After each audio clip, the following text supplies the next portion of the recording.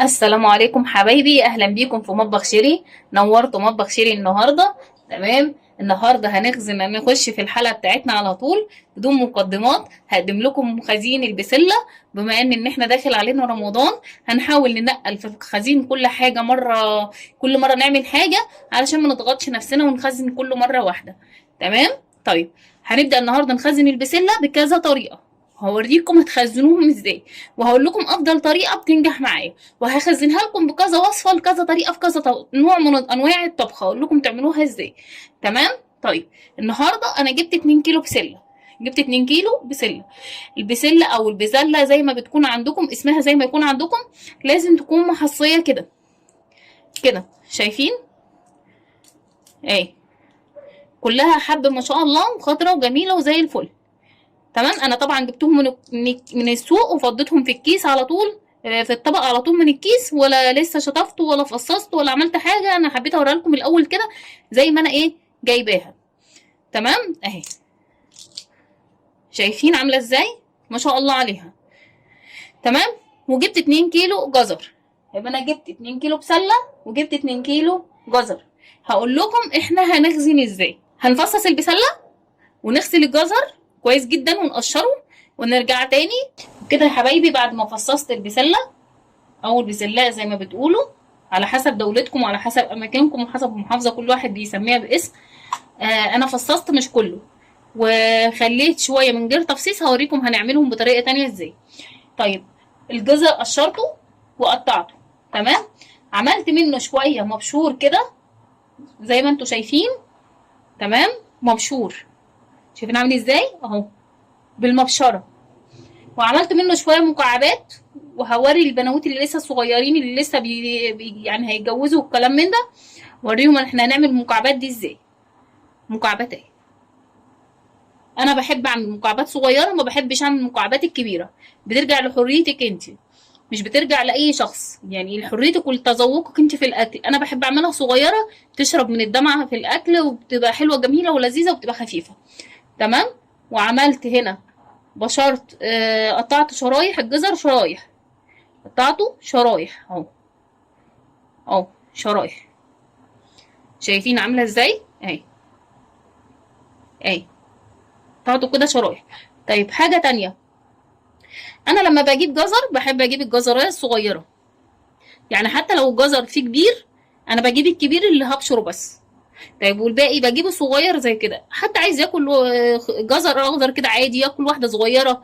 حد عايز يقطع جنب اكل يقطعه للسلطه نخزنه بنفرزه، بيبقى برضو حلو، بيبقى لسه يعني عامل زي الحاجه اللبنيه الصغنونه خالص، يعني بيبقى طري جدا. يقولوا عليها رخص في الخضار، بيقولوا عليها رخص، حاجه رخص، خضار رخص. فبيبقى حلو جدا. تمام. طيب، انا هوريكم للبنويت اللي احنا لسه جداد، هوريكم احنا قطعنا ازاي. طيب، احنا بنقطع كده.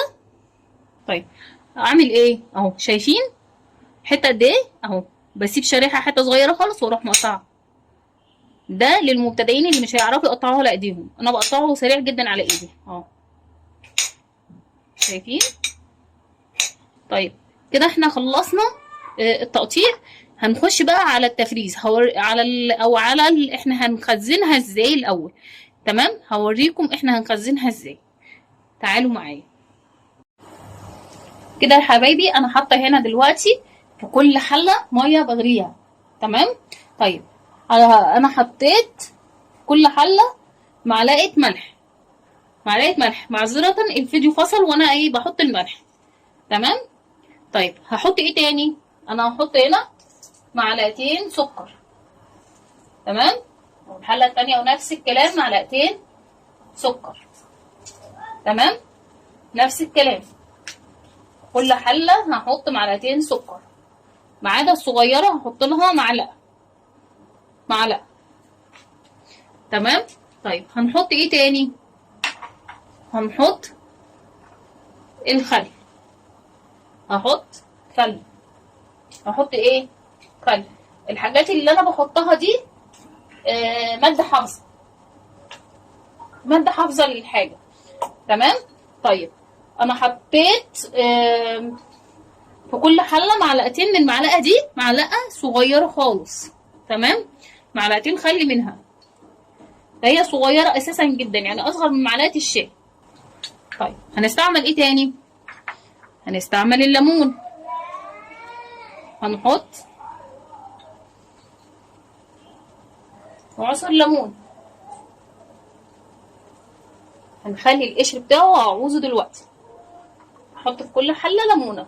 هنا هحط قشر الليمون، يعني بعصره وبحط ايه؟ قشر الليمون بتاعه. تمام. طب وقشر الليمون ده التاني ده هحطه في الحله دي، هقول لكم ليه. تمام، يعني انا هنا ما حطيتلهاش ليمون، انا حطيت لها قشر ليمون. هخلي الحاجات دي تاخد غلوه مع بعضها، تتنكه كده، وهقول لكم هنعمل ايه. تمام. طيب الحله اللي حطيت فيها قشر الليمون، الحله دي اللي حطيت فيها قشر الليمون، ما عصرتش الليمون، حطيت القشر اللي انا عصرته على الحله دي والحله دي. تمام، وهنا عصرتها وحطيتها معاه. طيب هعمل ايه؟ شايفين البسله دي؟ هنزل بيها زي ما هي كده، شايفين زي ما هي كده. هجيب شويه تانيين في الطبق، هبدا انزلها وهسيبها ثواني، يعني دقايق كده مش ثواني، واغطيها بغطاء.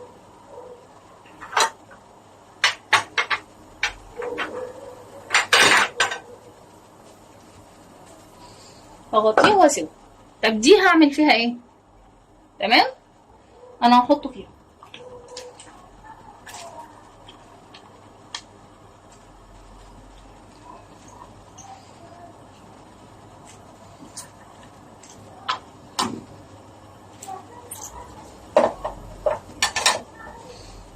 تمام اهو، برضو هحطها لثواني وهسيبها فيها، كل ده لمدة دقايق.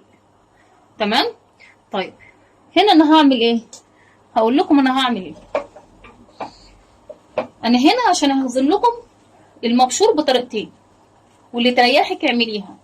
هوريكي برضو الطريقة التانية دي هتعملي بها ايه، برضو نوعية تانية من الجزر. هوريكي الجزر انا هخزنه بطريقة تانية برضو. تمام اهو، انا حطيت شوية اهو، ودول هوريك انا هعمل فيهم ايه، هخزنهم ازاي. طب هنا هعمل ايه؟ لازم مصفى تكون ألمونيا، لازم مصفى تكون ألمونيا، ما تكونش اي نوع تاني، يعني مصفى ألمونيا. تمام. طيب انا بخزنها بعد ما غسلتها، هي مغسوله اهي ما شاء الله. تمام. هو عموما انا ما بنحطش الكميه دي كلها، بس انا حبيت بس ايه احطهم على اساس ان انا هوريكم. يعني انت لو هتخزني عندك مش هتحطي كل الكميه، هتحطي شويه شويه. انا غطا الحله ده اهو، شايفين طلع معايا صغير. طب انا لو عندي غطا الحله طلع صغير على المصفى اللي انا حطاها، انا حاطه المصفى محكومه يا دوبك على الحله، شايفين اهو، شايفين محكومه على قد الحله. واخدين بالكم عشان ما تطلعش البخار بتاعها، لان انا كده هسوي البسله بتاعتي على البخار. طيب انا عندي الغطا زي ما قلت لكم صغير، انا عايزه البخار لا يطلع لا من فوق ولا من تحت، كاني بعمل كسكسي بالظبط. فهجيب غطا كبير وهروح ايه مغطيه بيه كده، احاول يكون محكم على قد ما اقدر. مش عندي الامكانيه ان انا ممكن اقول لك على البديل، يعني ممكن تقفلي بورق فويل، بس بدل ما تقفلي بالورق انت اسهل حاجه حطي غطا من عندك، توفيري ليكي ان انت توفري بدل ما تستهلكي. تمام. طيب انا عندي هنا الجزر اللهم بارك، شايفين خلاص، يعني انا كده هطفي عليه. هو يا دوبك ان هو خلاص، يعني انا بسيبه ثواني او دقايق، مفيش دقيقتين في قلب الميه. تمام. انا هطفي عليه وهاخده اصفيه وارجع لكم. شايفين انا اهو، انا هاخدها قدام عينيكم اهي، شايفين عامله ازاي. طيب انا هاخد ده، شايفين الجزر عامل ازاي جميل تحفه، وهقول لكم على الوصفات، هقول لكم في الوصفات بنستخدمه فيه، نستخدم الجزر المبشور ده. هاخده اصفيه وارجع له. كده يا حبايبي انا صفيته. هنشوف بقى الجزر التاني. بصوا انا مش عايزاه احط ايدي كده ينزل بس بسيط، انا مش عايزاه مستوي جامد. تمام. طيب هطفي عليه هو كمان. شفتوا لمجرد دقايق، سهله جدا وحاجات بسيطه جدا. بس انا حطيت السكر والملح والليمون والخل. ليه؟ كل الحاجات دي ماده حافظه ليا للحاجه وبتطلع جميله جدا. طيب هناخد بقى الجزر. طيب كده انا صفيت الجزر التاني، النوع التاني اللي معانا. تمام. طيب هعمل ايه؟ هوريكم بقى البسله انا ليه عملتها بقشرها.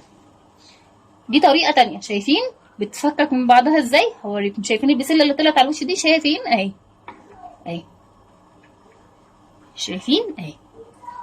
دي طريقه للبنوات الجداد اللي هم مكسلين يقشروا. تمام اهي، شايفين؟ هي لوحدها انا ما فصصتهاش، هي كده استوت واتفصصت مع نفسها. انا بمجرد ما هنزلها تحت الميه البارده، شايفين؟ بمجرد ما هنزلها تحت الميه البارده هتطلع معايا وخلاص. 100 100. هنبص الاول على البسله التانية. شايفين اللي على البخار؟ شايفين بقى الخضار؟ ثواني نسيب الغطا عشان نعرف نتحكم. لا بجد يعني مش قادره اقول لكم تحفه، جميله جميله جميله جميله. طيب البسله دي لا بتتحط في ميه متلجه ولا بتتحط في تحت الميه الحنفيه ولا اي حاجه، بخارها كده زي ما هي، وهعبيها في الاكياس وهوريها لكم انا هعمل ايه. تمام. طيب ودي هصفيها وهوريها لكم هي طلعت عامله ايه. خلاص وهرجع لكم تاني. بصوا كده يا حبايبي، دي الميه اللي انا كنت حاطه عليها المصفى اللي فيها الليمونه. تمام. انا عملت فيها ايه؟ انا حشت المصفى وحطيت وسبتها زي ما هي. تمام. طيب هعمل ايه مكانها؟ انا بعرفك برضو حاجه للتوفير الوقت والاختصار عليك. لو انت عملت البسله كده وانت مش عايزه تعملي الجزر تعملوه ميه مخصوص، ممكن تحطي نص يعني تحطي الجزر اللي انت كمان انت عايزاها نزليها. تمام. طيب انا هسيب شويه عشان هوريكم انا هعملهم ازاي. وكده يا حبايبي انا حطيت 3 حلل. تمام. ال3 حلل دول فيهم ايه؟ فيهم كل واحده مكعب زبده. هنزل هنا بالبسله. تمام. وهنزل هنا بالجزر بتاعي.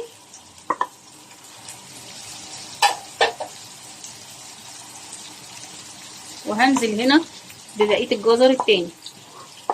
انا قايله لك كذا طريقه، والطريقه اللي تعجبك واللي تريحك اعمليها. انتوا هنا في مطبخ شيري هتلاقوا وصفات حصريه وطرق حصريه. تمام. الوصفات دي حصريه بجد بجد، يعني هتبهركم بالنتيجه لما تيجي تعملوها. هتلاقوا حاجه مش قادره اقول لكم يعني على الروعه بتاعتها. طيب انا هقلبهم تقلبتين وهوريهم لكم في الشكل النهائي. طبعا عبال ما اقلبهم انا هحط معايا شويه حمص.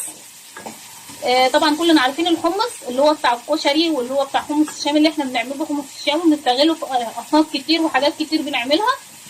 تمام. وهبقى برضه هعمل معاكم وصفات بالحمص كتير. هسلق شويه حمص وهرجع لكم تاني. تمام. وكده يا حبايبي ما خدوش، وكده يا حبايبي ما خدوش معايا يعني اقل من دقيقه او دقيقه. تمام. ادي المبشوره اهي، المبشوره اهي قدام الكاميرا اهي. تمام. طيب والمكعبات اهي، شايفين عامله ازاي؟